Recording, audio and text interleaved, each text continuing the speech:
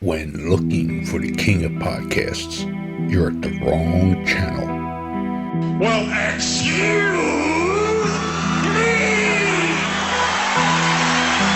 Looking for good ideas for life? You're far from good hands.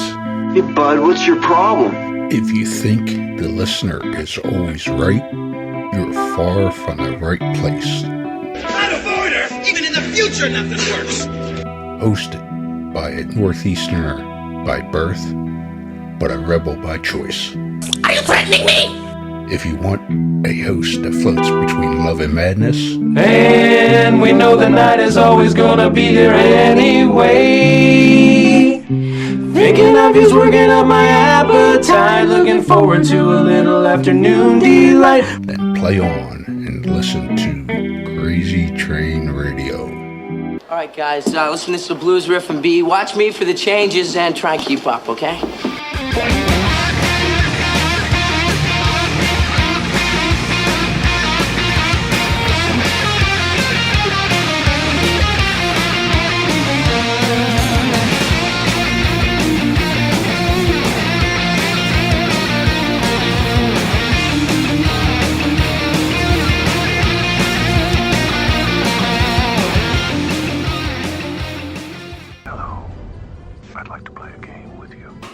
Within the gaming world, there are your general gamers, but then there are those that enjoy the dark underbelly of gaming.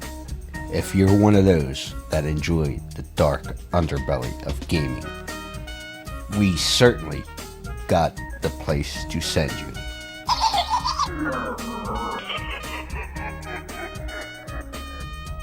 Scorpion Lair Games. That's right, Scorpion Lair Games is the creators of the true crime hit Killers, the card game. Let's not forget they also have Killers Clothing Company, their profiler game, and things like the 5-Minute Murder channel on YouTube. And we certainly can't forget the new book that is certainly a hit, Beyond the Headliners, True Crimes, Myths, and Legends. Make sure you visit Jeff and the Scorpion Lair Games on Facebook and everywhere today.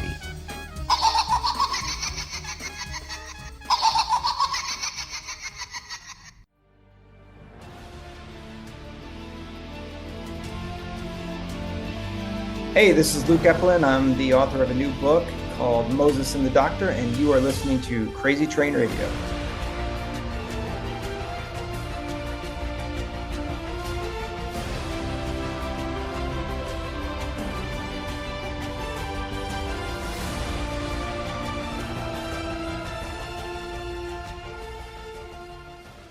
Hey folks, it's your least favorite host in the podcast world, Croc, Jonathan Steele. And boy, do we have a good one for you today.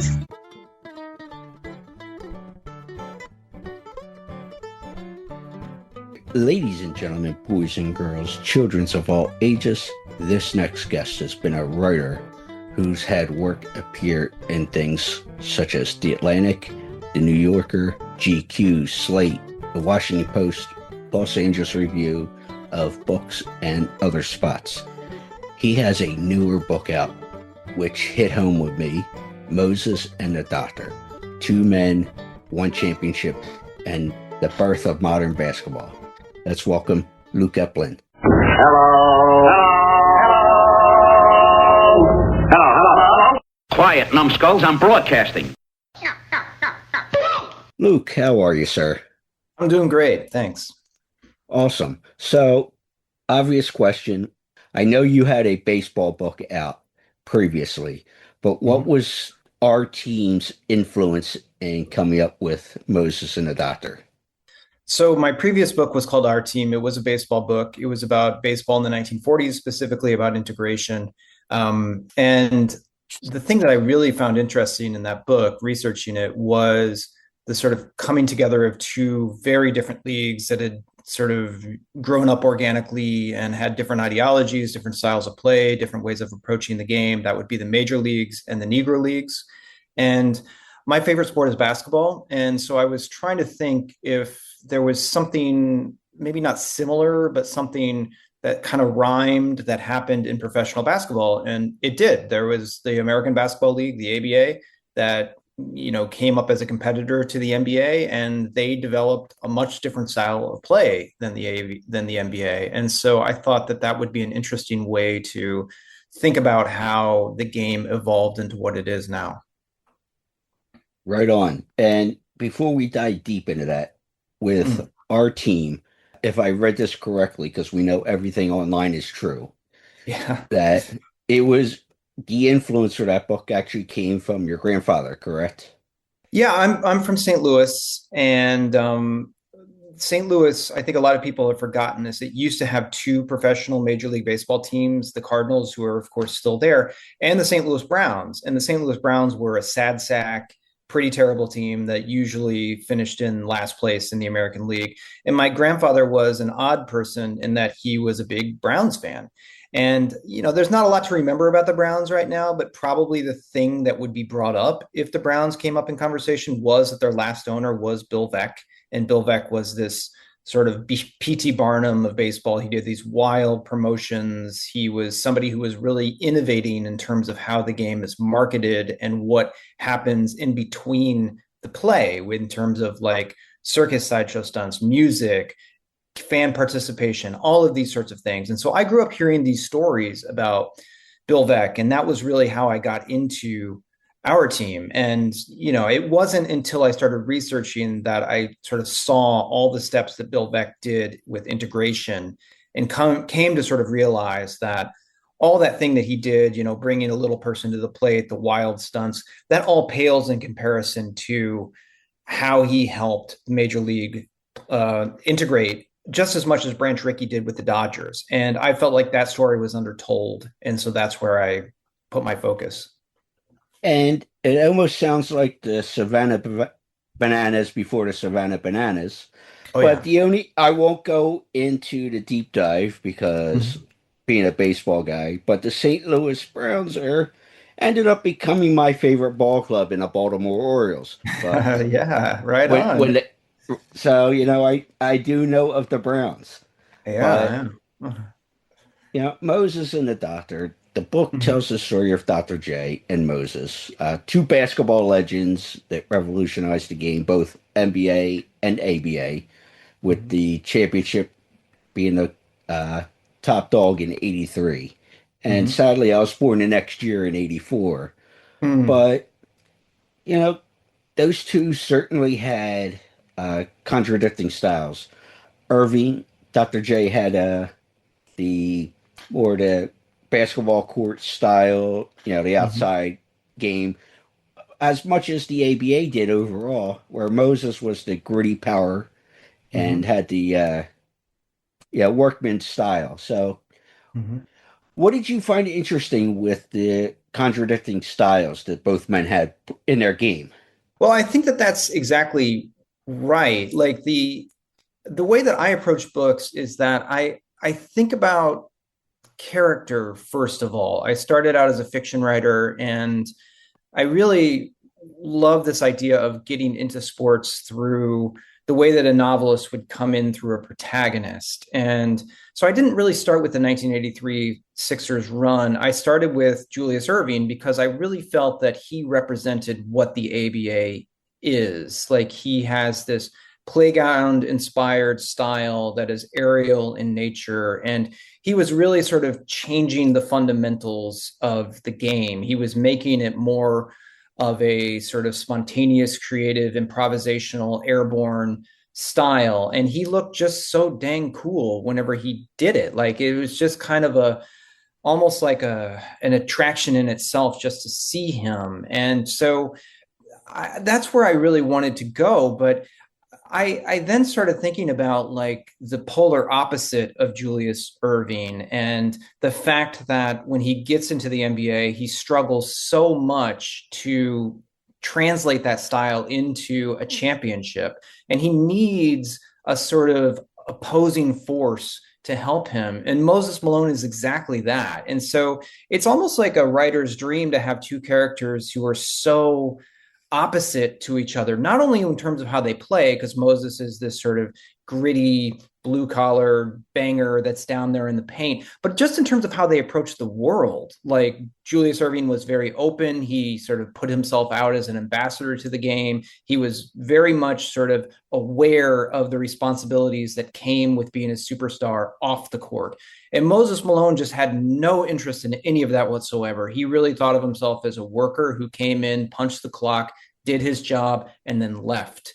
And so it just was really kind of a dream to sort of put these guys in tension with each other, because you wouldn't find two players who could be more polar opposite in pretty much every sense of the word. And it's funny that you say that, because Dr. J was an ambassador to the game, and still is to an extent, where early on when he made that transition, he wouldn't mind signing autographs, doing press, all that stuff. Moses, not so much. Yeah. And I'm not saying that in a bad way of personality or not. That's just kind of what you were talking about. But what do you think? And I should mention, too, that both guys were back-to-back league MVP players at the time, in 81 and 82, respectively. But do you think with doing the research, it would have taken a lot more time for them to integrate when Moses came from Houston? Or was it just one of those, it just happened when they started getting ready for the year? Well, that's a great question. And it's actually the very first question that I asked Julius Erving whenever I interviewed him. I was able to speak to Dr. J for this book. And I said exactly that you guys are so opposite that did you find it difficult to relate to somebody who was so different from you? And he said no, because whenever Moses came into the league, and probably the most famous thing about Moses Malone was he's the first player to jump directly from high school to professional basketball. He did not go to college. He did not take a year off. He went directly from there to there.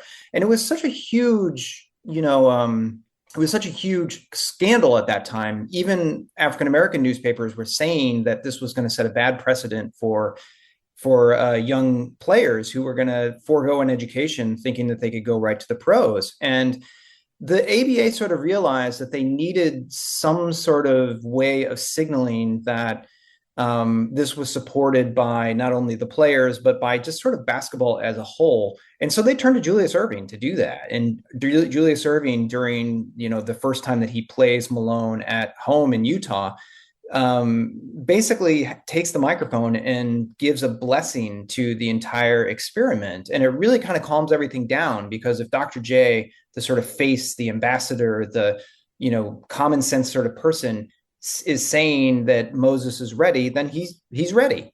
And it really kind of bonds them together in a way.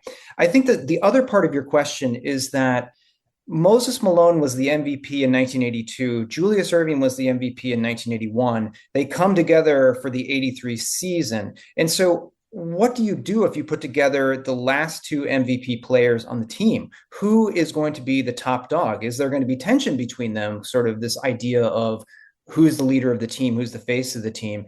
And Moses's personality was such that he really only kind of cared about winning. He did not want to be the sort of spotlight guy. A lot of people that I talked to said that Moses kept saying it's all about team, it's not about me. Even whenever Moses won the MVP and they would do the starting lineups and they would announce him as the center, the MVP, Moses Malone. Malone went to the public address announcer and said, never introduce me as the MVP. I'm just a player. Like, I'm just one of these guys. And so he was so good at deferring to his elder, Julius Erving, that it just kind of deflated the tension right away, even if at that time Moses was, in fact, the better player. But he did all of the sort of necessary things that he needed to do to make it so that Julius Erving did not feel either threatened or, any sort of other way around him. And so I think that the thing that people get wrong about Moses is this idea that, he didn't talk very much. He didn't want to talk to the press. He kind of was monosyllabic and all that sort of stuff. But that did not mean that he was unintelligent. You had to have a lot of emotional intelligence to recognize that he was coming into a situation that could be fraught with peril, and to diffuse it so quickly and expertly like he did required a lot of, insight on his part. Even if he himself did not necessarily articulate it, he knew it. And I was actually thinking about it this morning, just going over my notes, and it reminds me of another Philadelphia sports relationship Hmm. of similar era, but a couple years before. And I was thinking of the relationship of Mike Schmidt and Pete Rose, Hmm. where Mike Schmidt was obviously the leader of the Phillies in those Hmm. that late 70s run with Paul Owens as the manager, etc. And they couldn't get over that hump. But Pete comes over in 79 as the free agent, and they were in similar personalities, I would say, the way you Hmm. described it, where Mike Schmidt wanted to just come in, play, do his job, all that, where Pete Rose was Pete Rose, and with all his faults, he didn't mind talking to the press and Hmm. hamming it up, and trying to be an ambassador to the game. So There are actually more interesting sort of connections between those two, because Mike Schmidt sort of parallels Julius Erving in an interesting way, in that he's clearly a transcendent player, maybe the best third baseman of all time, but he himself was pretty cool on the court. He did not have yeah, that sort of style that Philadelphia fans really cater to. And so there was a lot of criticism that went around about Schmidt as being sort of maybe not exactly the sort of fiery Philly athlete that he would want. And Mike Schmidt really struggled in Philadelphia at times to relate to the fans. I'm not saying that Julius Erving necessarily did that, but it's interesting that, like, for as transcendent as Irving was, and for as amazing as the fans knew he was, there was always a somewhat distance between them, because Irving had that style. He didn't even seem to sweat on the court. He was just kind of cool, collected, calm. He didn't have that fire.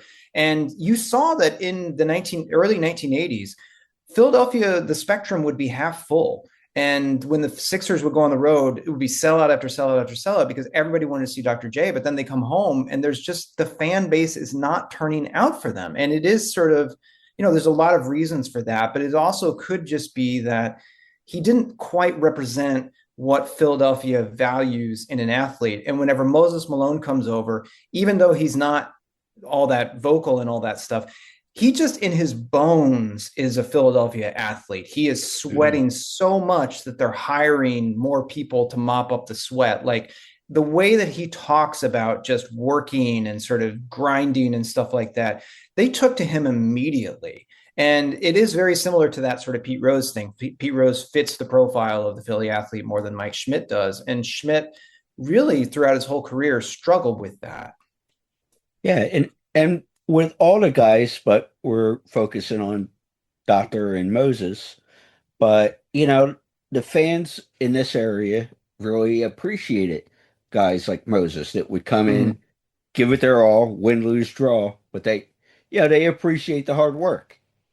You know. Yeah, Philadelphia, I mean, they had such an interesting team back then, because, I mean, we could talk about individual players, but, they have this incredible point guard, Maurice Cheeks, who also doesn't say very much and also just kind of goes about and does his job. And so he's difficult to appreciate. But then you have somebody like Bobby Jones, who is out there just giving it his all. And it just seems like he's getting everything he can out of his body. And so, yeah, he's a sort of classic Philadelphia athlete. There's just such an interesting mix of characters on this team. And one of the things that I wanted to do with this book in particular was revive the Sixers, because the narrative now has just been that the 80s are about Bird, Magic, Lakers, Celtics, and all that. But if you look at, from the time Julius enters the league to the time they win the championship, the Sixers win more games than the Lakers and the Celtics and any team in the NBA. They're right up there. They have the two best players in the game. And just because they don't quite get over the hump,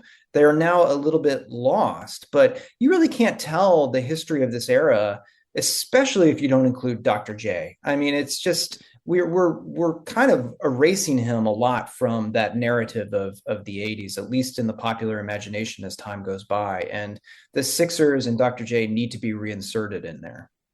Absolutely.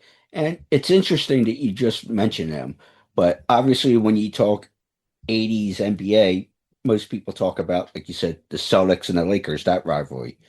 Where does the Sixers actually fall in there? Because, Mhm. unfortunately, they didn't win multiple championships in that era, but where do they Mhm. fall amongst the greats when you talk about, Magic and Larry and, like you said, Dr. J's name should be in there and just everything that go with that era. Well, the thing that I really, that really interested me whenever I started this book, and I had no idea that it was going to do this whenever I started, was that, I did know that Julius Erving is the sort of prototype of a lot of players that you see nowadays. He's the sort of high flying guard who is improvisational, can attack the basket, score in all these different ways. He really gives way to Michael Jordan, who gives way to Kobe Bryant, who gives way to on down the line, Anthony Edwards, you name it.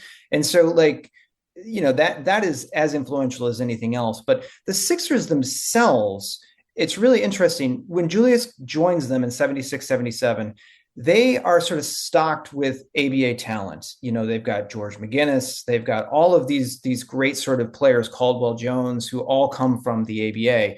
And Irving, up until he wins the championship, never plays on a team on the Sixers who does not have at least two other ABA superstars on that team, whether it's Bobby Jones, whether it's Moses Malone.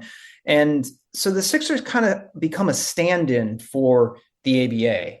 And you really hear Julius talk about it a lot, particularly as the 80s start progressing, that he really wants to win a championship to sort of validate that league. And the NBA itself is kind of like, I mean, especially whenever the Sixers play the Trailblazers in 1977, they are adamant that the Sixers need to be defeated so that the NBA style of play, the slow, plodding, coach-driven, center-driven style of play, still has precedence over the sort of looser, free-falling, player-directed style of the ABA.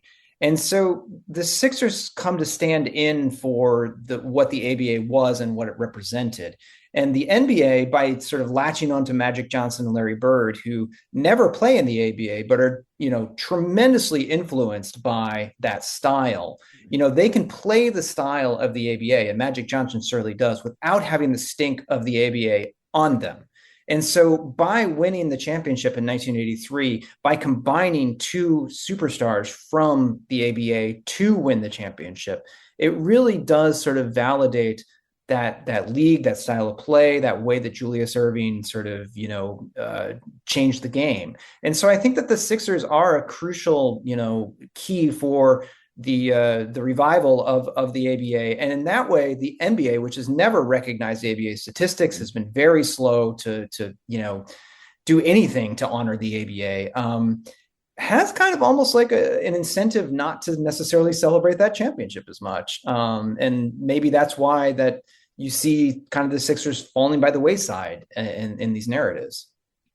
And what's funny when I think about it, or ironic, in the 80s, it wasn't till the, let's say, the Lakers Celtics rivalry that most people would see the games taped, especially the finals, Yeah. because, and it's similar Right. because the ABA wasn't on television or anything else Yeah. like that. So people have a hard time seeing the comparison and only hear word of mouth. Yeah. So, go ahead. I said in this book, and this is an original point. A lot of people have made this point, is that Julius Erving is the last legend of sports. And that is because, like, the sort of classical definition of a legend is that it's somebody who performs heroic feats, and then these feats get talked about and passed down through oral mythology. And that's how Julius Erving had to be, because the ABA just didn't have a national television contract, is that people would hear of him doing these incredible things, and then it was sort of almost like passed around as though this sort of wild person is changing basketball, but we can't see how. And so yeah, he's right in that era where it is hard to see Julius Erving. And whenever Magic and Bird first face off in 1984 finals, that's whenever the tape delay goes away and the NBA becomes more seen. And so, yeah, it's almost like the end of the unseen era. Julius is just kind of unfortunately in that period where so much of what he did was not viewed. And some of the guys you mentioned, like Jordan and Anthony Edwards and such, Yeah. Kobe, do you think those guys would have turned out the way they did if not influenced by folks like a Dr. J? Well, the thing about Dr. J is that, I mean, what I found really interesting about him is that if you look to his earliest interviews in the 70s, whenever he's first coming up in the ABA, he is talking about himself as an artist, and he uses that word. He says artist, and he's aware that there are certain styles of play that are more aesthetically pleasing than other styles of play. And so what he does is he's on the playground, he's doing all the normal things, shooting free throws, perfecting his shots and whatever, but he's also practicing these up and under moves that, we now associate him with over and over and over until they become fundamental to the way that he plays. Before him, coaches would often take a player out if they attempted a sort of, what we used to call circus shots, I guess, because they would just be like, take that back to the playground. But you couldn't necessarily do that with Julius because it is so just ingrained and fundamental based on the way that he practiced and approached the game. And so his challenge was always to, convince people around him that this was not only, a way of playing, but could lead to winning basketball. And so his challenge always had to be to validate that this could translate into championships. Michael Jordan didn't have to do that. Michael Jordan is watching Julius Erving and copying him and sort of already has this idea of that this is a style of play, but he doesn't have to then prove that, this is the way that, this could be a good way of playing basketball, because Julius has already proved that. And so he can sort of pick up and just sort of advance it all that much more further. I think if Julius wasn't there, then yeah, Michael Jordan would have had maybe not a tougher time, but certainly a more skeptical sort of audience to the way that he plays right from the get-go.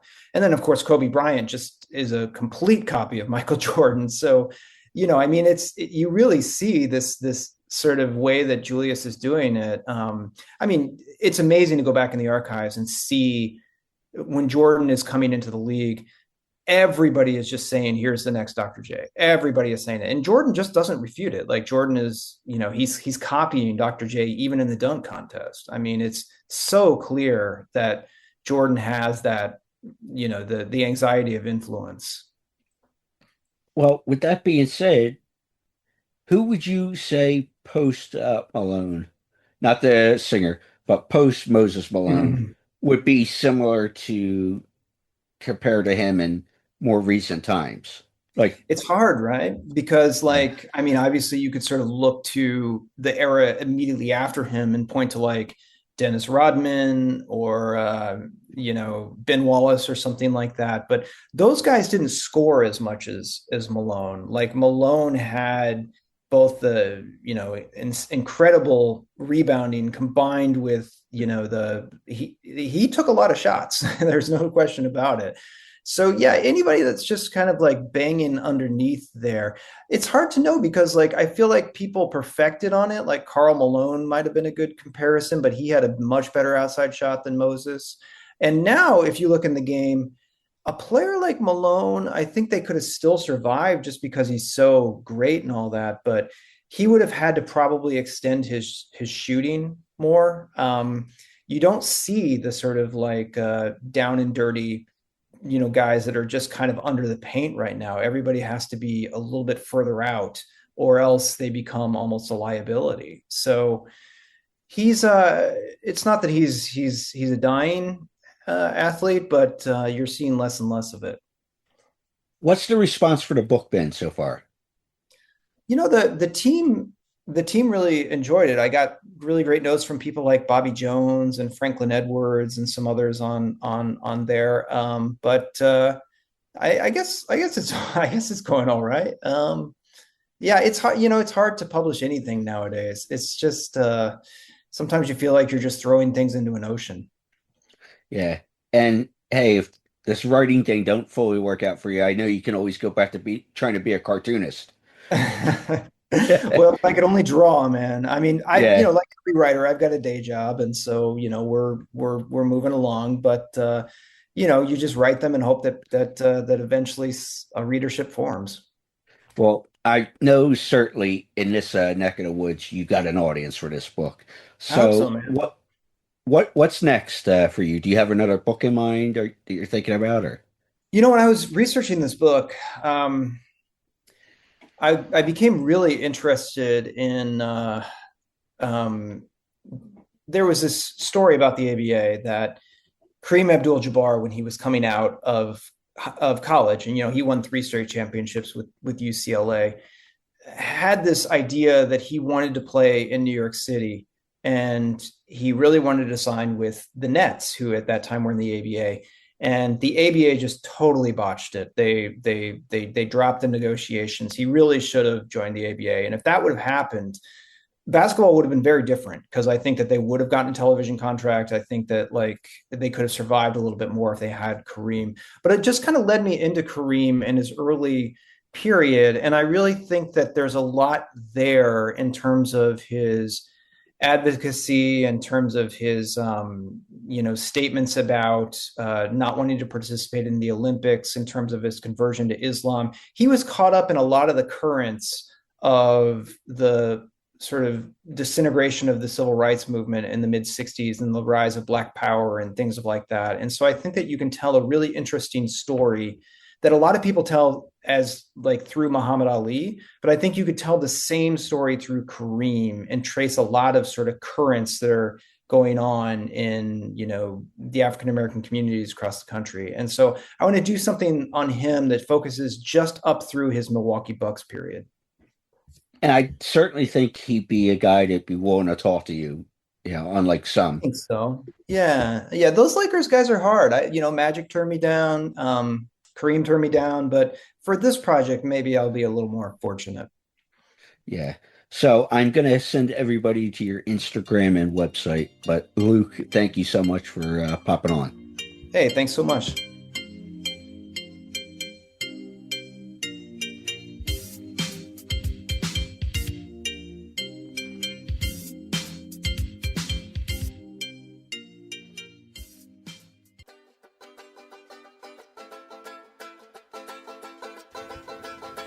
You are going to need a bigger closet when you meet our new friends. What? Our friends over at Silk Screams out of Buffalo, New York is a diverse owned company that has a variety of shirts to fit your needs. I need your clothes, your boots, and your motorcycle. Let's also not forget that Silk Screams also runs the semi-annual Buffalo Horror Garage Sale, which has tons of merchandise, celebrity guests, and tons of fun. Check our friends out over on their Big Cartel site to order stuff, or on social media for updates on merch, or on the Buffalo Horror Garage Sale. Visit our friends, like I said, at Silk Screams today. Yeah, baby.